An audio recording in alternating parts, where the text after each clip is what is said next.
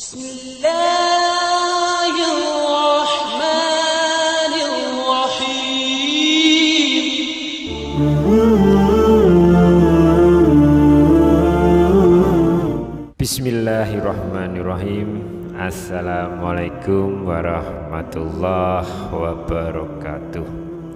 Syukur alhamdulillah kita masih diberikan kesempatan dan dipertemukan kembali di channel ini.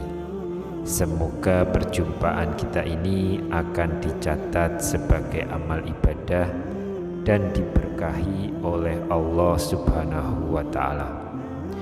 Sholawat dan salam tak lupa selalu dan tetap tercurahkan kepada junjungan kita Nabi besar Muhammad sallallahu alaihi wasallam. Allahumma sholli ala sayyidina Muhammad wa ala ali sayyidina Muhammad. Harapan dan doa saya untuk sahabat-sahabat semua yang sedang menonton, semoga Allah selalu memberikan kesehatan lahir maupun batin, dilapangkan rezekinya, dimudahkan dalam segala urusan, dipanjangkan umurnya, dan dijaga setiap waktunya selalu dalam kebaikan, baik di dunia maupun di akhirat. Amin ya rabbal alamin.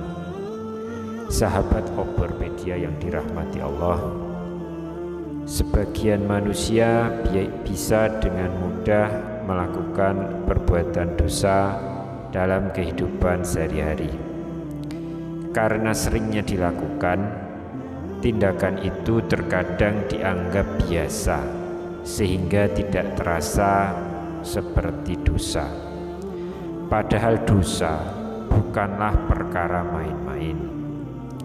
Allah Subhanahu wa Ta'ala telah siap memberikan balasan mutlak neraka bagi hambanya yang ingkar. Ternyata tanggung jawab terhadap dosa maksiat yang pernah dilakukan tidak terputus begitu saja meski sudah meninggal dunia. Selama perbuatan maksiat tersebut masih berdampak dan berpengaruh kepada orang lain, maka dosanya akan tetap mengalir kepada pelakunya. Lalu apa saja dosa-dosa tersebut? Seperti kita ketahui, jika biasanya kita mengenal amal jariyah yang pahalanya mengalir meski sudah meninggal, maka ada juga dosa jariyah yang dijanjikan Allah Subhanahu wa Ta'ala akan diterima manusia. Saat sudah meninggal, seseorang akan tetap mendapatkan dosa karena perbuatannya semasa di dunia masih berpengaruh buruk terhadap orang lain. Padahal di alam barzakh, manusia sangat membutuhkan limpahan pahala sebagai pertolongan mereka menunggu hari kiamat. Namun karena dosa jariyah ini, mereka justru harus menanggung dosa-dosa yang dilakukan orang lain akibat pengaruh atas tindakan maksiat yang pernah ia lakukan semasa hidup. Dalam Quran surat Yasin ayat ke-12, Allah berfirman, sesungguhnya kami menghidupkan orang-orang mati dan kami menuliskan apa yang telah mereka kerjakan dan bekas-bekas yang mereka tinggalkan, dan segala sesuatu kami kumpulkan dalam kitab induk yang nyata, yaitu Lauh Mahfuz. Lantas apa saja dosa yang akan terus mengalir meski si pelaku sudah meninggal dunia? Dosa yang pertama yaitu menjadi pelopor maksiat. Pelopor merupakan orang yang pertama melakukan suatu tindakan sehingga yang lain turut mengikuti. Pengikutnya bersedia meniru baik dengan paksaan maupun tanpa diminta sama sekali. Kondisi ini akan sangat bagus jika menjadi pelopor untuk tujuan yang baik. Namun bagaimana jika menjadi pelopor maksiat? Dalam hadis dari Jarir bin Abdillah radhiyallahu anhu, Rasulullah shallallahu alaihi wasallam bersabda, siapa yang mempelopori satu kebiasaan yang buruk dalam Islam, maka dia mendapatkan dosa keburukan itu. Dan dosa setiap orang yang melakukan keburukan itu karena ulahnya tanpa dikurangi sedikit pun dosa mereka. Hadis riwayat Muslim. Orang yang menjadi pelopor ini sama sekali tidak mengajak orang di lingkungannya untuk berbuat maksiat serupa. Ia juga tidak memberikan motivasi kepada orang lain untuk mengikutinya.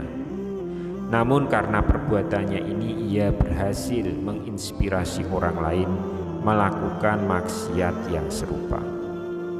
Itulah mengapa anak Nabi Adam alaihissalam yang bernama Qabil, yang menjadi orang pertama yang membunuh manusia, harus bertanggung jawab atas semua kasus pembunuhan di alam ini.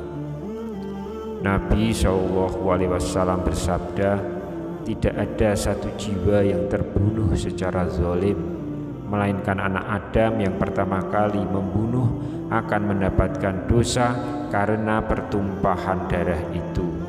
Hadis riwayat Bukhari dan Muslim. Tidak bisa dibayangkan bagaimana dosa yang akan ditanggung pelopor dan pendesain rok mini, baju you can see, penyebar video porno, dan masih banyak tindak maksiat lainnya. Sebagai pelopor dosa, mereka akan terus mengalir hingga hari kiamat kelak. Yang kedua, dosa mengajak orang lain melakukan kesesatan dan maksiat. Berbeda dengan pelopor yang hanya menginspirasi orang lain, orang yang satu ini dengan nyata mengajak orang lain untuk melakukan kesesatan dan tindakan maksiat. Merekalah merupakan juru dakwah kesesatan atau mereka yang mempropagandakan kemaksiatan. Dalam Al-Quran, Allah Subhanahu wa Ta'ala menceritakan bagaimana orang kafir kelak akan menerima dosa dari kekufurannya. Belum lagi dengan dosa-dosa orang-orang yang juga mereka sesatkan. Dalam Quran surat An-Nahl ayat ke-25, Allah berfirman, mereka akan memikul dosa-dosanya dengan penuh pada hari kiamat. Dan berikut dosa-dosa orang yang mereka sesatkan, yang tidak mengetahui sedikit pun bahwa mereka disesatkan. Ayat ini memiliki makna yang sama dengan hadis dari Abu Hurairah radhiyallahu anhu. Rasulullah SAW bersabda, siapa yang mengajak pada kesesatan, dia mendapatkan dosa seperti dosa orang yang mengikutinya, tidak dikurangi sedikit pun. Hadis riwayat Ahmad dan Muslim. Contoh mudah terkait hadis ini adalah orang-orang yang menjadi propaganda kesesatan. Mereka menyebarkan pemikiran-pemikiran yang menyimpang, mengajak masyarakat untuk berbuat syirik dan bid'ah. Merekalah para pemilik dosa jariah. Lantas bagaimana dosa mereka? Selama masih ada manusia yang mengikuti apa yang mereka serukan, maka selama itu pula orang ini turut mendapatkan limpahan dosa sekalipun dia sudah dikubur di tanah. Termasuk juga mereka yang mengiklankan maksiat, memotivasi orang lain untuk berbuat dosa sekalipun dia sendiri tidak melakukannya. Namun dia tetap mendapatkan dosa dari setiap orang yang mengikutinya. Semoga kita lebih berhati-hati dalam bertindak dan lebih banyak melakukan amal soleh dibanding dosa-dosa maksiat. Karena hidup tidak hanya semata di dunia lalu selesai ketika sudah meninggal. Namun perjalanan masih panjang untuk menuju kehidupan yang kekal. Wallahu alam. Wassalamualaikum warahmatullahi wabarakatuh.